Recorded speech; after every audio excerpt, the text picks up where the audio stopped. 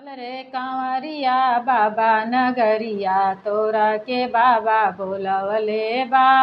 चल रे कांवरिया बाबा नगरिया तोरा के बाबा बोलवले बा।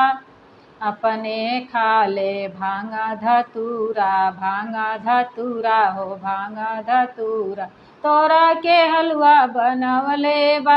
अरे तोरा के हलवा बनवले बा। चल रे कांवरिया बाबा नगरिया तोरा के बाबा बोलवले बा। अपने पिए लौकी तू मड़िया हो लौकी तू मड़ी तोरा के गिलसा भरवले बा। अरे तोरा के गिलसा भरवले बा। चल रे कांवरिया बाबा नगरिया तोरा के बाबा बोलवले बा।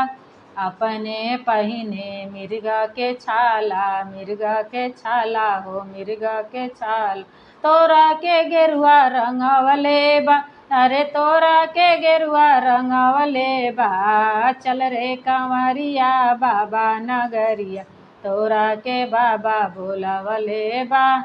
अपने बैठे बुढ़वा बैलवा हो बुढ़वा बैलवा तोरा के पैदल चलवले बा।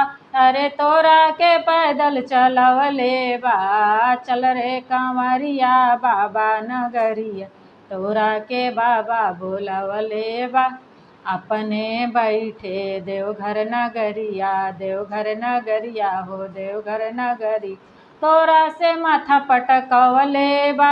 अरे तोरा से माथा पटकवले बा। चल रे कांवरिया देवघर नगरिया तोरा के बाबा बोलवले बा। चल रे कांवरिया देवघर नगरिया तोरा के बाबा बोलवले बा। बहुत प्यारा सा भजन है शंकर जी का। अगर आप लोग को अच्छा लगे तो लाइक सब्सक्राइब और शेयर ज़रूर करिएगा और मुझे कमेंट में ज़रूर बताइएगा।